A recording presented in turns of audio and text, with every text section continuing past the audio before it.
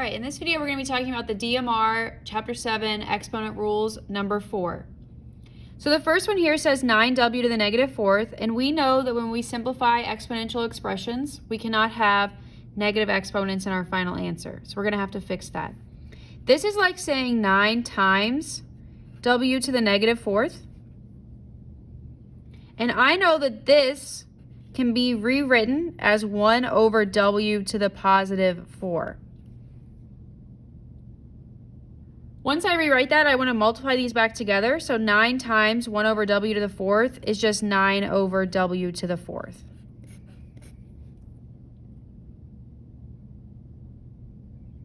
The next one, we have a power of 0, which means we're going to be distributing this power of 0 to each piece inside. Now, since this entire quantity is grouped in this set of parentheses, I know that this whole thing, this whole piece, is to the 0 power. And anything to the 0 power is just going to be 1.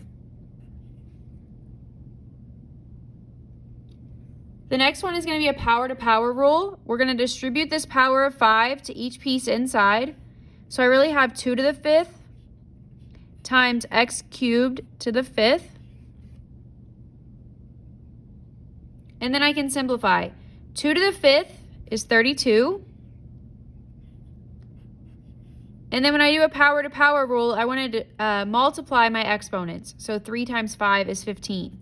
Now, the way I like to remember that is I had to distribute up here, and distributive property means multiplication. So when I distribute, I have to multiply my exponents. The next one is division or quotient rule, and so we're going to divide our coefficients first. Negative 21 divided by negative 3 is positive 7. And then I want to subtract my exponents. So this is e to the 8th over e to the 1st. 8 minus 1 is 7. F to the 5th over f to the 4th. 5 minus 4 is 1. So that's f to the 1st, or just simply f.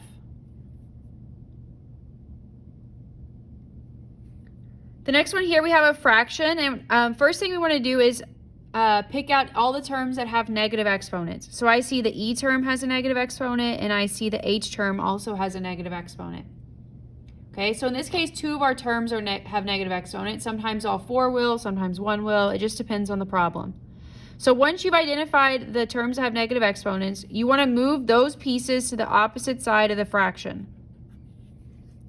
Okay, so if I look at the top here, I see e to the negative 1. I need to fix that. So how I fix it is I move it to the bottom, I move it to the opposite side of the fraction, and I make it positive. On top, I also have an f to the 7. That's already positive, so we're just going to leave it on top where it already is. On bottom, I have a g to the positive 9. Since that's positive, I'm going to leave it on bottom. And then I have an h to the negative 1. And again, that's a negative exponent, so we're going to have to move it to the opposite side or move it to the top and make it a positive 1. Okay, so again, you want to identify which pieces have negative exponents and then move those pieces to the opposite side. If the term already has a positive exponent, then you just want to leave it where it is. The next one, we're going to apply product rule because this says this quantity times this quantity. Okay, and since all of these variables and numbers are pushed together, this really just means multiplication signs in between each piece. So I can rewrite this if I want to be 4 times 8 times a to the 9th times a squared times b cubed times b. And you don't have to write that step, but it's kind of just helpful to organize it. So 4 times 8 is 32. And then since I didn't distribute, I'm just doing product rule, I'm just multiplying, I'm just simply going to add my exponents. So 9 times, not 9 times 2, I apologize. 9 plus 2 is 11. B cubed over b cubed times b to the first, is b to the 4th. Again, we want to add 3 plus 1 is 4. Okay, so product rule, we just simply add our exponents.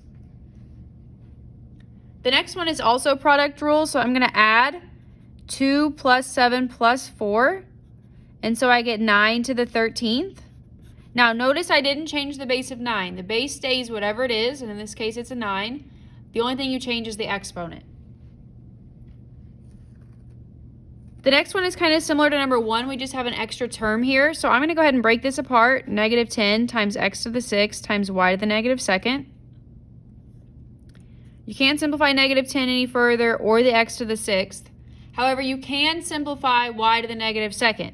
I can rewrite that to be 1 over y to the positive 2nd. Now I need to multiply these all back together. This is like being negative 10 over 1. X to the 6th over 1. So when I multiply this together, I have negative 10 times x to the 6th times 1, which is negative 10x to the 6th, over 1 times y squared, which is y squared.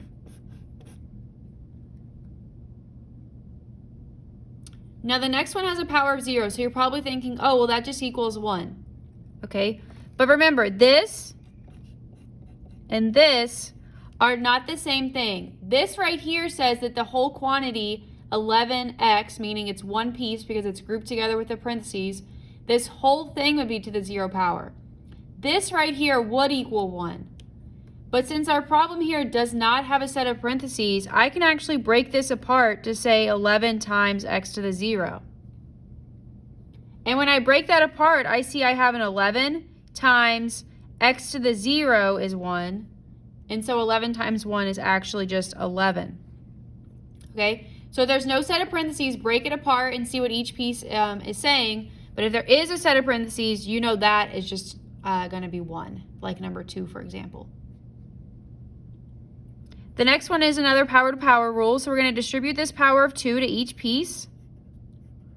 So this is like saying 4 squared times e to the 5th squared times f to the 6th squared times g squared. So I'm taking each piece inside, the 4, the e to the 5th, the f to the 6th, and the g, and I'm squaring each piece. So 4 squared is 16. And then again, remember, we're doing power to power rule. We're distributing here, so that means we're going to multiply. 5 times 2 is 10. 6 times 2 is 12. And then just g squared here at the end. Okay, so remember, when you distribute, you want to multiply your exponents. The next one is a fraction. It's division. It's quotient rule. So we're going to subtract our exponents. 14 minus 4, which is just 10. And again, notice I didn't change my base. I just left it as 10, and I simply changed the exponent.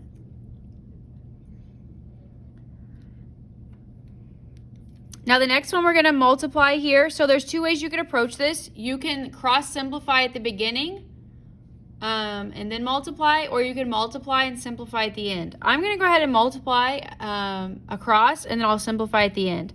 So if I just look at the top here, I have 4 times 3, which is 12. I have an x to the 8th, and I have a y to the 6th. On bottom, I have a 2 times 6, which is 12. I have an x cubed, and I'm going to write that next just to keep my x's in line. And then I have a y. Now that I've multiplied across the top and across the bottom, I can simplify this. Well, 12 over 12 is just 1 over 1. And you don't necessarily have to write these ones, but I'll go ahead and write them just because. Then I have x to the 8th over x cubed. Now remember, we're dividing, so that means we're going to subtract our exponents. 8 minus 3 is 5. And then you want to write the term wherever the greater exponent was. So since 8 is greater than 3, I'm going to write x to the 5th on top. Y to the 6th over y to the 1st. 6 minus 1 is 5. Again, 6 is greater than 1, so I'm going to write the y to the 5th on top. And since we know this is all just divided by 1, this is the same thing as saying x to the 5th, y to the 5th.